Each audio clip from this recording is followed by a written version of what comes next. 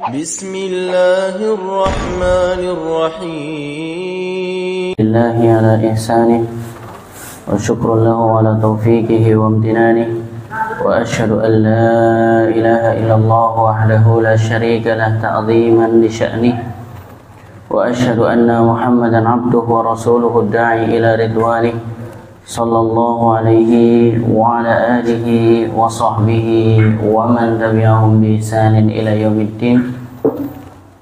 أما بعد، قال الله تعالى في كتابه الكريم: يا أيها الذين آمنوا اتقوا الله حق تقاته ولا تموتن إلا وأنتم مسلمون. رب اشرح لي صدري ويسر لي أمري واحلل عقدة من لساني يفقهوا قولي.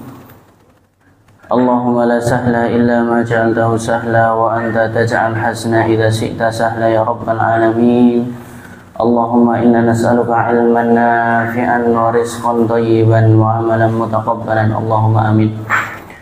Ma'asyiral muslimin, jamaah Mushola Ar-Rasyid yang semoga senantiasa dimuliakan oleh Allah Jalla wa'ala.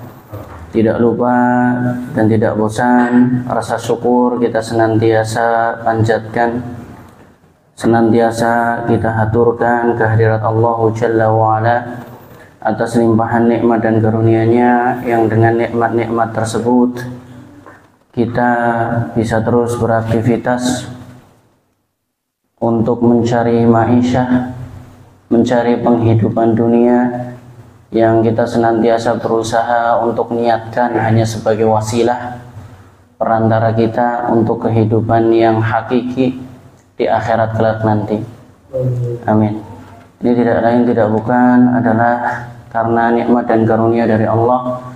Maka kita ucapkan alhamdulillah, alhamdulillahilladzi bi ni'matihi tatimmus shalihat. Kemudian salawat dan salam semoga senantiasa tercurah limpahkan kepada qudwah kita baginda Nabi Muhammad sallallahu alaihi wasallam serta para keluarganya, sahabatnya, pengikutnya yang senantiasa berusaha untuk istiqomah, untuk selalu mengikuti petunjuk-petunjuk beliau, sunnah-sunnah beliau sallallahu alaihi wasallam hingga hari akhir kelak. Bismillah. Alhamdulillah, jemaah yang dirahmati oleh Allah, pada malam hari ini, malam Ahad ya, tanggal 21 atau 22 Dzulqa'dah 1444 Hijriah. Tidak terasa sudah kita di akhir bulan Dzulqa'dah, bentar lagi bulan Dzulhijjah. Ya, Masya Allah, bulan besar, bulan yang sangat mulia, bulan di mana hari-hari di dalamnya adalah lebih baik daripada hari-hari di bulan-bulan yang lainnya. Ya, sebagaimana nanti dijelaskan oleh para asatidz ya tentang keutamaan bulan Dzulhijjah.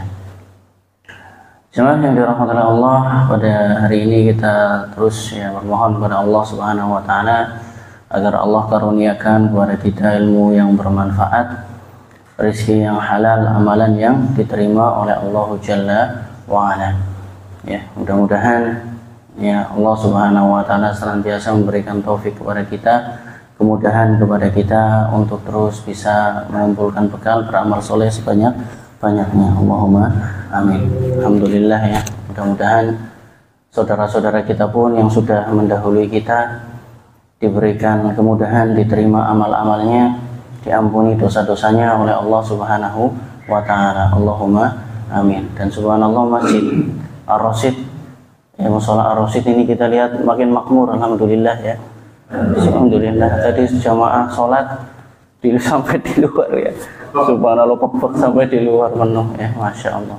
Alhamdulillah sudah ditambah, mudah-mudahan nanti bisa menambung jamaah, mudah-mudahan harta yang diinfakkan, disedekahkan oleh jamaah semuanya mendapatkan keberkahan di sisi Allah Subhanahu wa taala. Allahumma amin. Mudah-mudahan menjadi pahala jariah yang senantiasa menerangi kuburnya, membantu dia di akhirat kelak nanti. Allahumma amin. Baik jemaah yang dirahmati Allah Jalla wa ala, insyaallah pada kesempatan malam hari ini kita akan membahas tema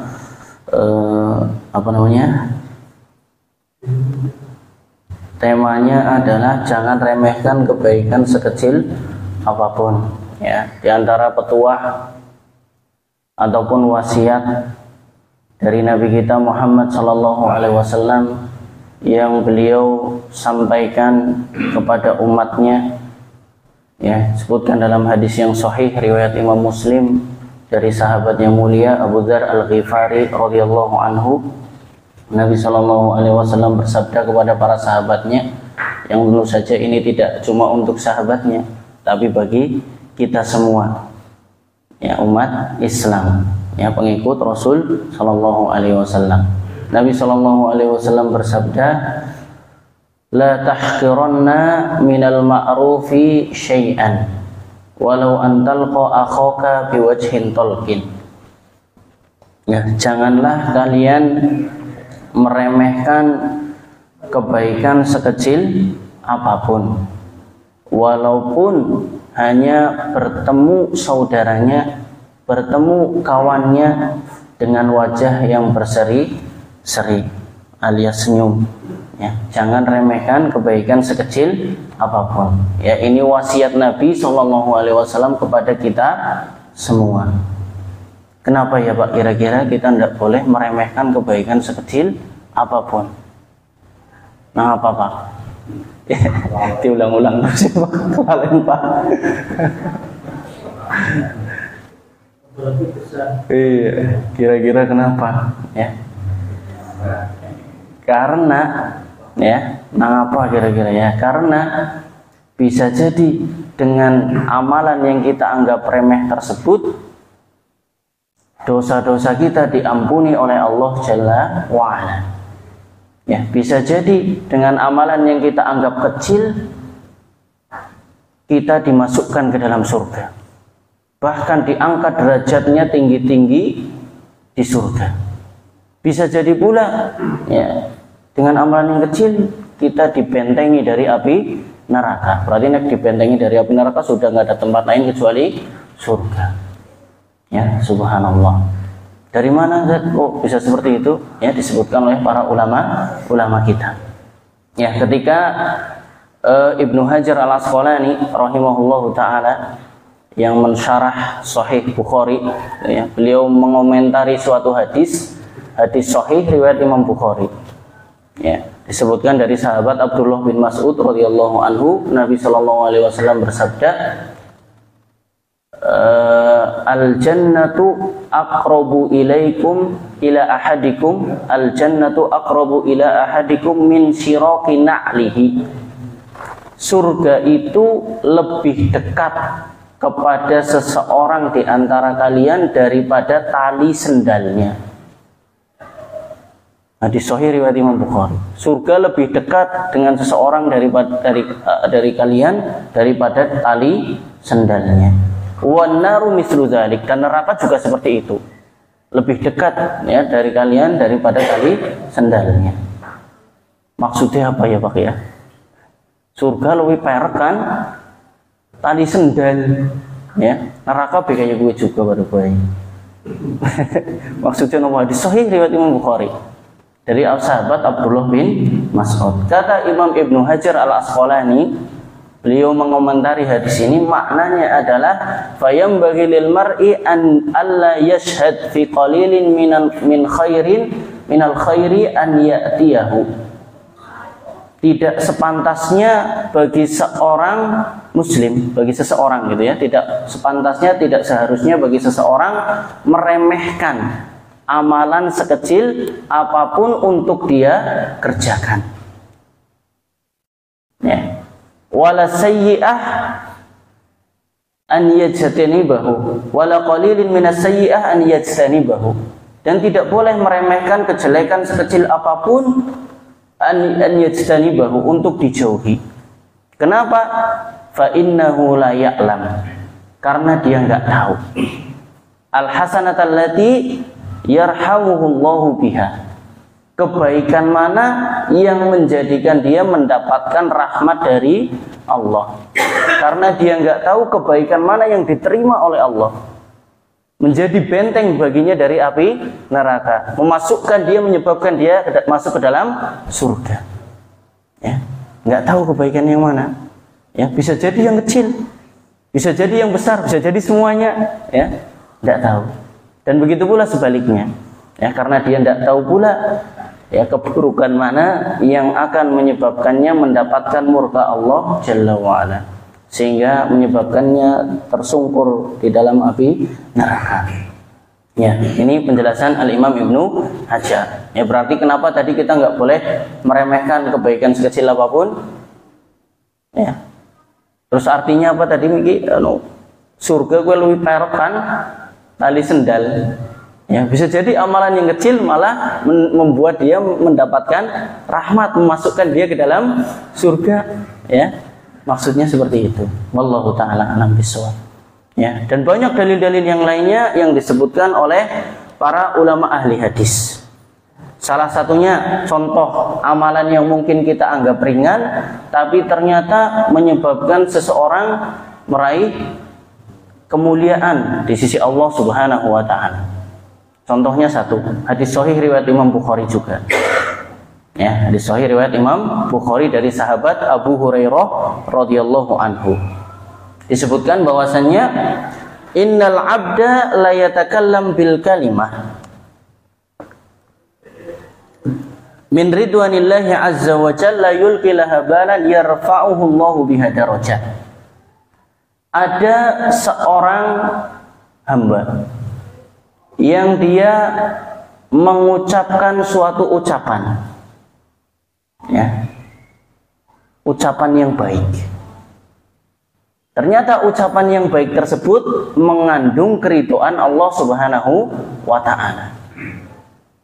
Dia nggak anggap penting. Ya, mungkin ucapan baiknya sambil lalu, dia cuma menjaga lisannya agar mengucapkan yang baik. Ternyata subhanallah, ucapan itu mengandung keridhaan Allah Subhanahu wa ta'ala. Apa keuntungannya? Yarfa'uhu Allahu biha darajat. Yang dengan ucapan tersebut Allah angkat derajatnya tinggi-tinggi di sisi Allah Subhanahu wa ta'ala. Ya, di surga Allah Subhanahu wa ta'ala. Karena ucapan yang baik. Ya. Contoh yang pernah saya sebutkan dulu kisah Imam Bukhari. Ya, Imam Bukhari tahu ya, Pak ya? Tahu lah ya, kenal, sering dengar namanya gitu ya. Subhanallah, hadis-hadisnya banyak ya. Kalau orang bilang hadis biasanya riwayat Imam Bukhari, atau kalau muttafaqun alaih, ya, muttafaqun alaih berarti yang disepakati oleh dua imam, Imam Bukhari dan juga Imam Muslim. Muttafaqun alaih itu hadis yang paling sahih udah. Ya, sumber hukum Islam yang paling sahih, yang paling kuat apa Pak? Nomor satu, Al-Quran. Dah, nggak ada apa? Nggak ada perbedaan pendapat di kalangan umat Islam Ahlus Sunnah wal Jamaah. Ya, nggak ada perbedaan pendapat. Sumber utama hukum Islam yang paling utama adalah, yang paling kuat, paling sahih adalah Al-Quran. Yang kedua, apa? Hadis sahih Bukhari. Ya, sahih Bukhari. 3 sahih Muslim. Ya, sebagian ulama memberikan detail lagi yang lain. Pertama, Al-Quran. Yang kedua, yang disepakati oleh Bukhari Muslim. Sing hadisnya pada baik. Bukhari Muslim meriwayatkan, Bukhari meriwayatkan, Muslim meriwayatkan. Nomor loro. Nomor telu tembe Bukhari. Nomor papat tembe Muslim. Ya, seperti itu. Ya, sama aja Imam Bukhari tetap di peringkat tertinggi gitu ya, setelah Al-Quran. Ya, hadis sahih riwayat Imam Bukhari. Ya, beliau lahir tahun 194 Hijriah. Meninggal tahun 256 Hijriah. Pirang tahun, Pak? Tahun 194. Ninggale tahun 256. Berarti tembe 100 tahun bar Nabi hijrah gue, ya. 200 tahun lah bar Nabi hijrah. Artinya abad ketiga Hijriah. Ya, abad ketiga Hijriah, sekarang abad ke-15 Hijriah. Pirang abad? 12 abad. Ket zamane Imam Bukhari tekan siki wis 12 abad, 1200 tahun. Terus apa ada cerita tahun-tahunan itu? Maksudnya apa? Maksudnya ya suwe 100 tahun suwe.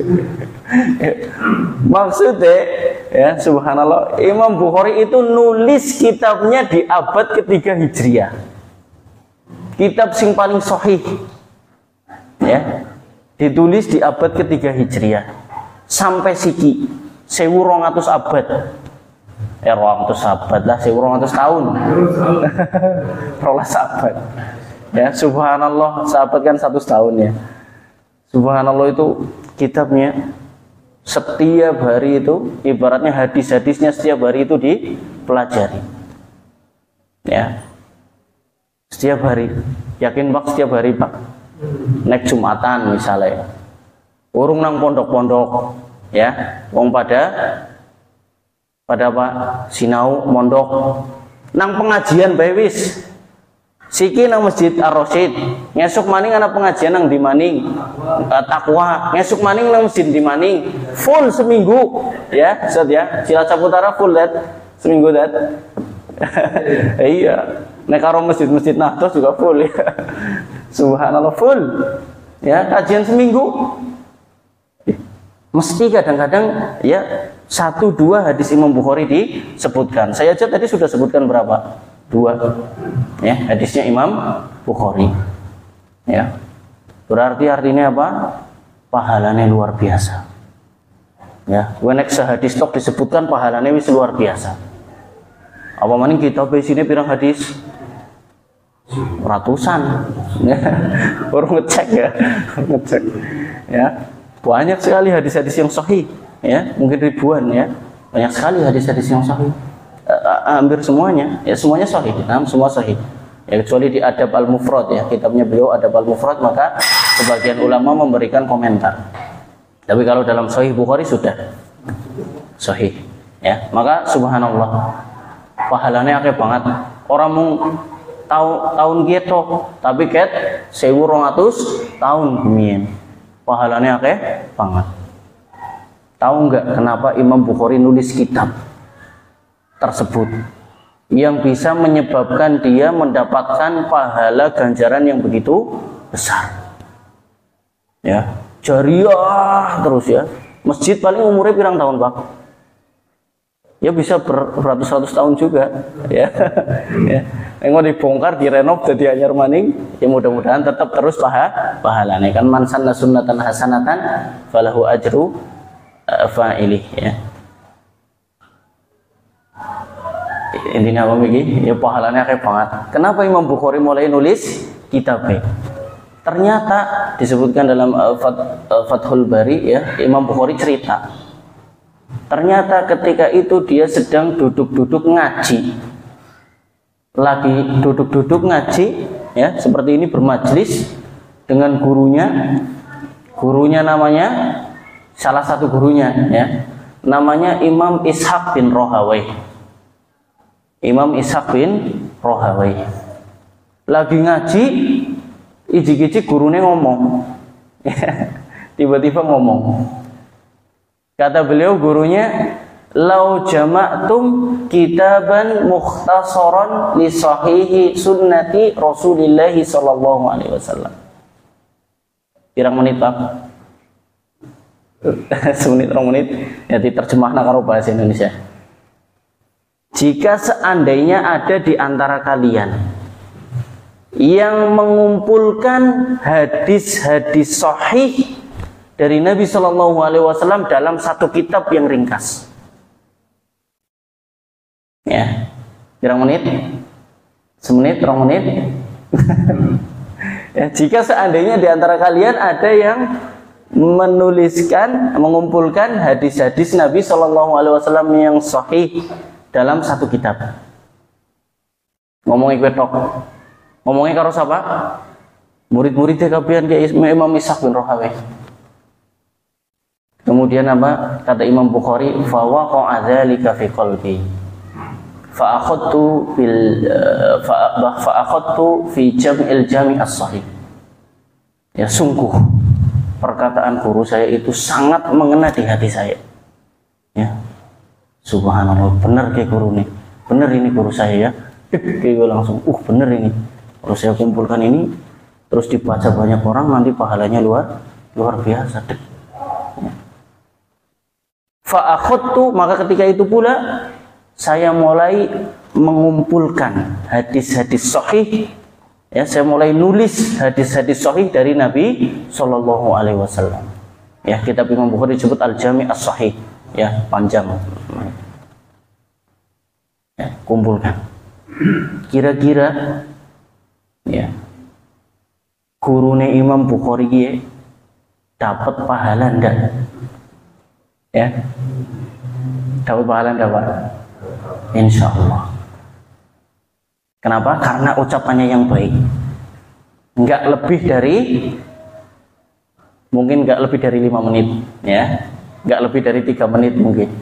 Ya, ucapannya yang baik tapi langsung ngena di hati seseorang, langsung diamalkan. Ya, kan Nabi SAW mengatakan man dalla ala khairin falahu mithlu ajri fa'ili. Ya, hadis sahih riwayat Imam Muslim. Ya, dari sahabat Abi Mas'ud. Man dalla ala khairin falahu ajru fa'ili. Barang siapa yang menunjukkan kepada kebaikan, maka dia mendapat pahala orang yang mengerjakannya. Yang menunjukkan kepada kebaikan, dia mendapat pahala orang yang mengerjakannya. Yang menunjukkan siapa? Ngasih ide siapa? Guru nih. Sing ngerjakna siapa? Imam Bukhari, muridnya. Ya. Maka subhanallah. Ya, mudah-mudahan gurunya pun mendapatkan pahala yang besar. Ya, bisa jadi mendapatkan pahala seperti Imam Bukhari, dia yang ngasih ide ya untuk mengumpulkan hadis-hadis sahih tersebut. Ya, subhanallah. Ya, maka benar kata sabda Nabi sallallahu alaihi wasallam, wa innal 'abda la yatakallam bil kalimah min ridwanillahi azza wa jalla yulqi lahabalan yarfa'uhu Allahu bi darajat. Ya, sesungguhnya ada seorang hamba mengucapkan suatu ucapan yang baik, ya, dia jaga dirinya mungkin lagi kesuh. Ya, wong emosian kan akeh macamnya, ana sing cepet emosian, ana sing sedengan, ana sing jarang kesuh tapi nek kesuh ora mari-mari. Ya. Tapi ketika marah dia coba jaga lisannya misalnya, ya, enggak mengucapkan kata-kata yang kotor. Ya, mungkin malah istighfar dan seterusnya. Ya, maka sungguh mungkin orang nggak peduli, orang nggak perhatikan, ya, tapi Allah Subhanahu Wa Taala maha tahu, maha ingat. Allah catat ucapan baiknya, ya, Allah jadikan peninggi derajatnya di surga kelak nanti. Ya, maka kata Nabi la taghdab walakal jannah, nahan diri, nahan lisan agar tidak mengucapkan kata-kkata yang jelek walaupun dia marah. Ya, walakal jannah, bagimu surga, jangan marah, bagimu surga. Tapi jamaah yang dirahmati oleh Allah Jalla wa'ala, ini satu contohnya, gitu ya, dan banyak contoh-contoh yang lain. Amalan ringan, tapi bisa sangat berguna bagi pelakunya, orang yang mengerjakan. Contoh yang lain, disebutkan dalam suatu hadis, ya, hadis sahih juga, ya, yang kami sebutkan di sini adalah hadis-hadis sahih. Ya, riwayatnya lupa saya. Baik. Ya, ini dia riwayat Imam Muslim dari sahabat Abu Hurairah, riwayat Imam Muslim. Kata Nabi SAW, ra'aitu rajulan yataqallabu fil jannah fi syajaratin qata'aha min dhuhri tariq kanat tu'dhin nas. Sungguh kata Nabi SAW, laqad ra'aitu, sungguh saya melihat, diperlihatkan kepada saya ada seorang laki-laki guling-guling. Ya, yataqallab itu guling-guling. Guling-gulingnya nang ndi, Pak? Nang kasur? Nang sawah? Ya, guling-guling di surga. Nang surga. Artinya apa? Dia bersenang-senang di surga. Kenapa sebabnya? Ternyata karena suatu amalan. Apa amalannya?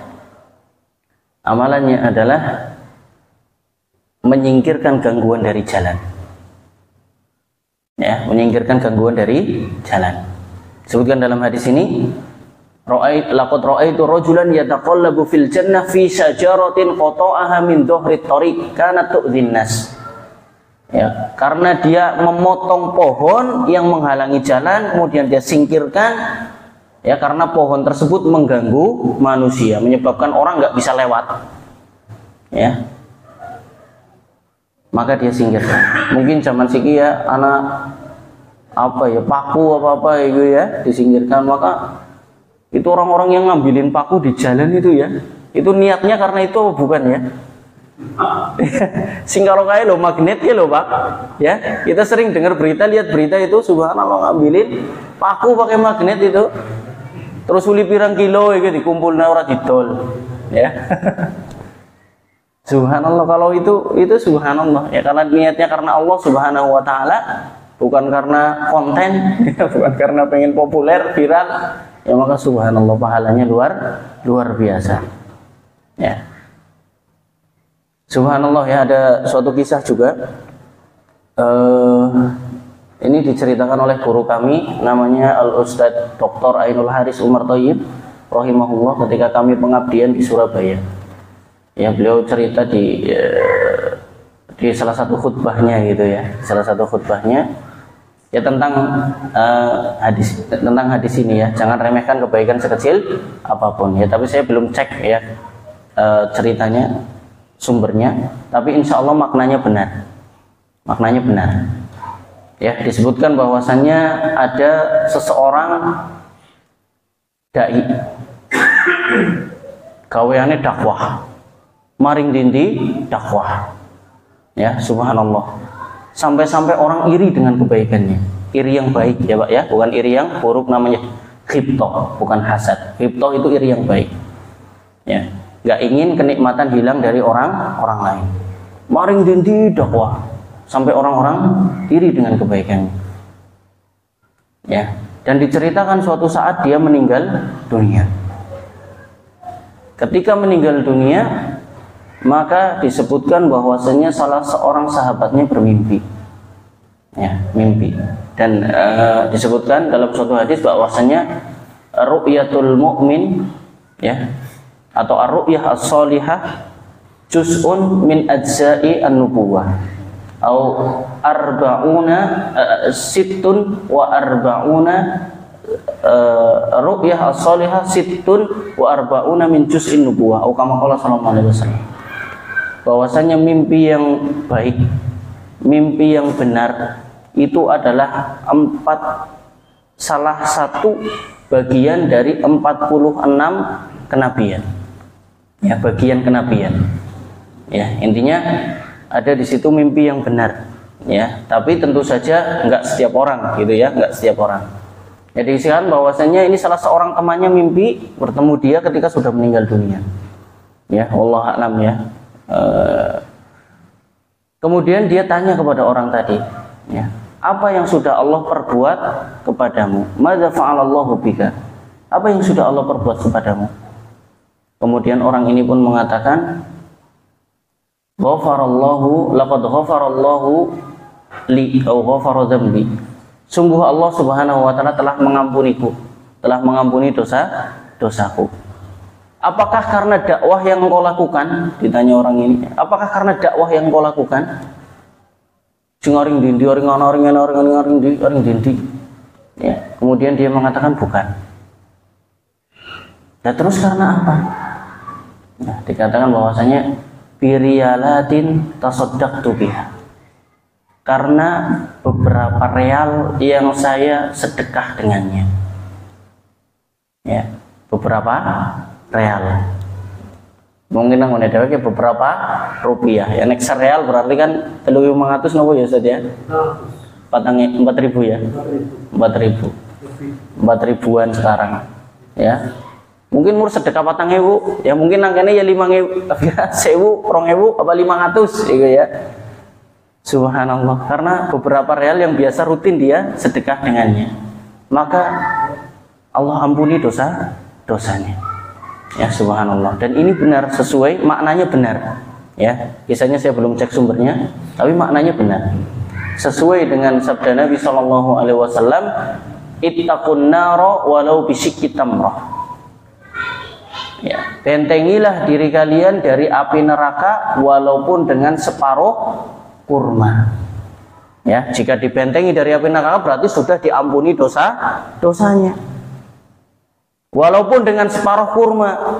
Separuh kurma sih regane pira. Ya, sering kita katakan seperti itu, regane pira separuh kurma nas ngadol.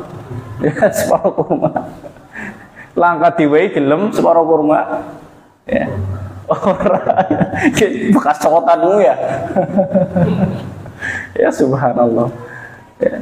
Walaupun dengan separuh kurma maksudnya apa? Walaupun dengan sesuatu yang dianggap kecil, dianggap remeh, tapi itu bisa membentengi diri kalian dari api neraka.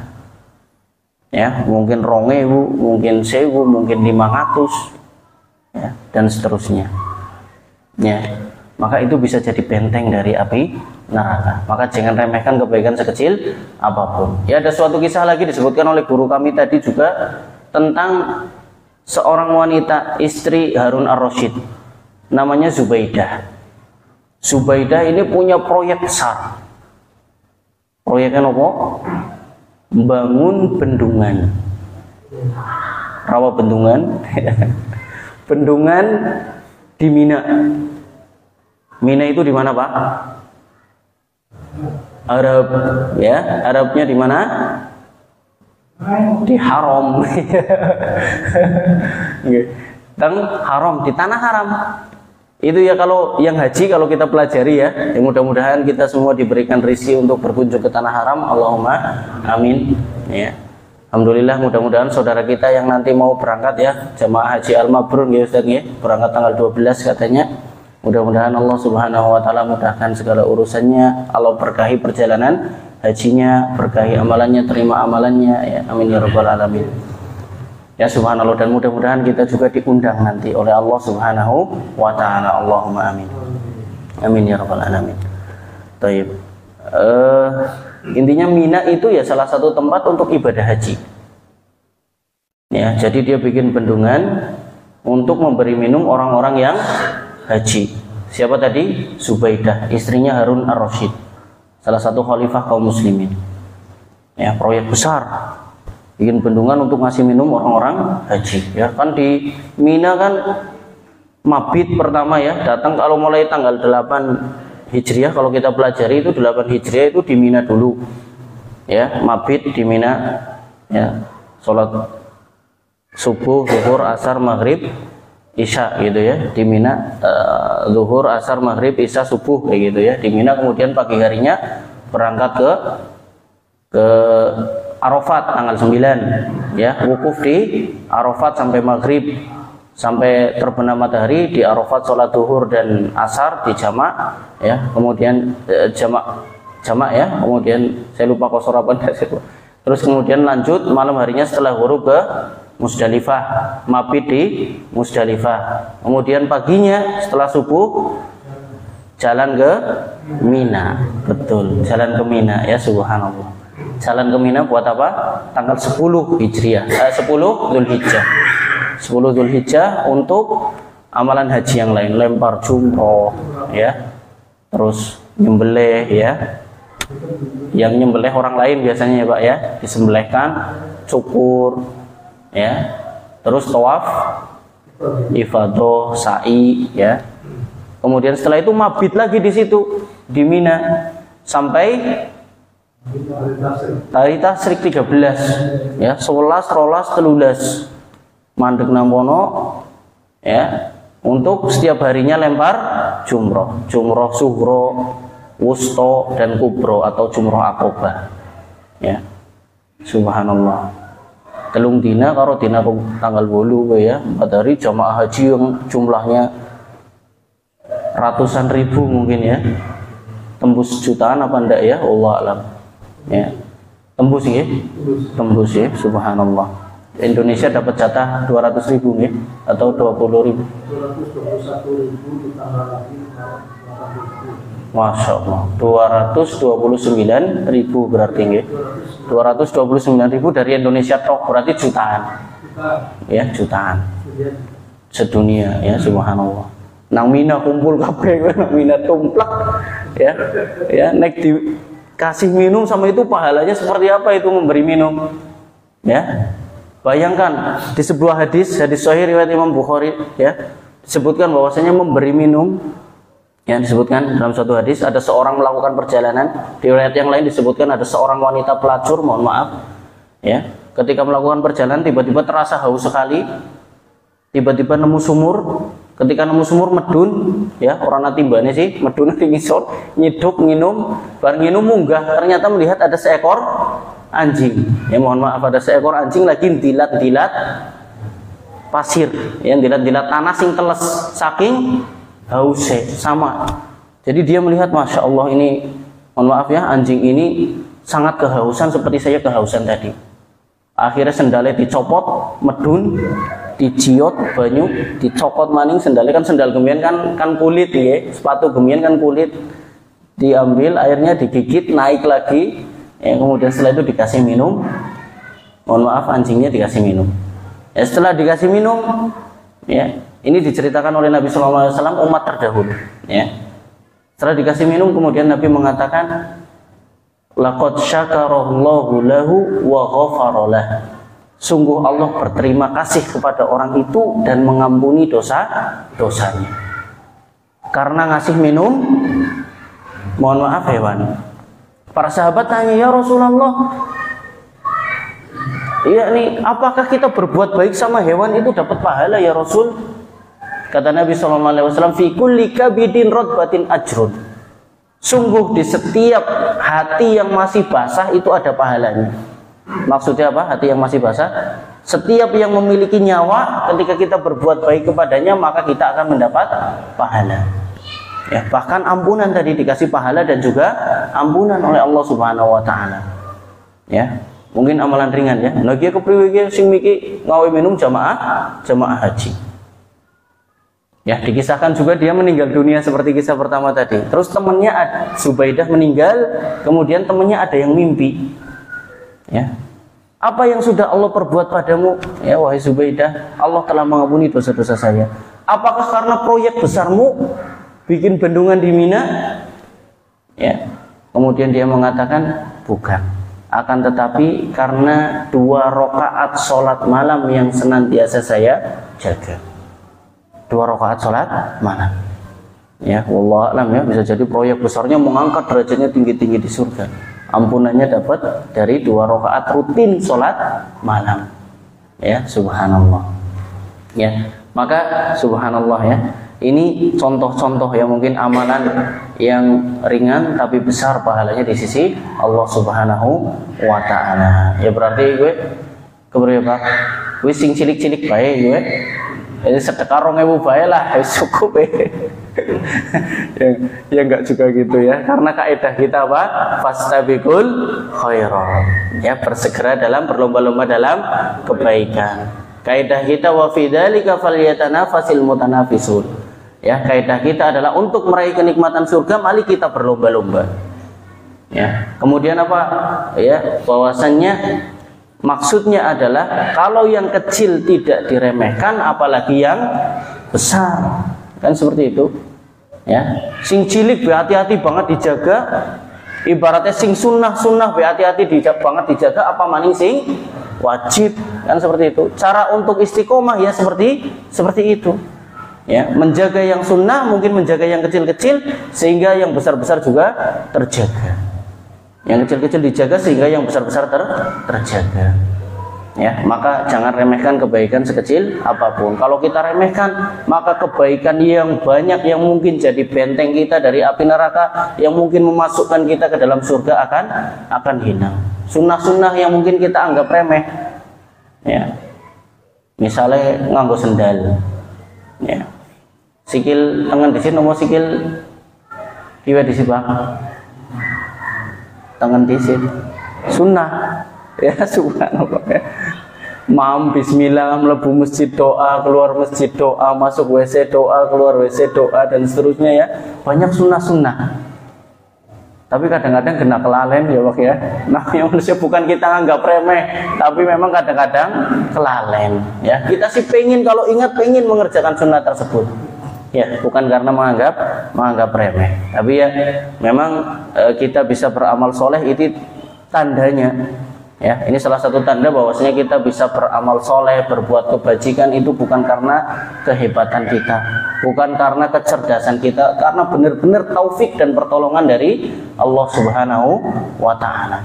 Ya, maka kita senantiasa berdoa, ya muqallibal qulub, tsabbit qalbi ala dinik. Ya, minta istiqomah, ihdinas siratal mustaqim. Ya, agar ditunjukkan ya pintu-pintu kebaikan yang ternyata banyak sekali, tapi kadang-kadang kita terlupa darinya. Ya, kita diingatkan oleh Allah Subhanahu wa Ta'ala. Allahumma amin.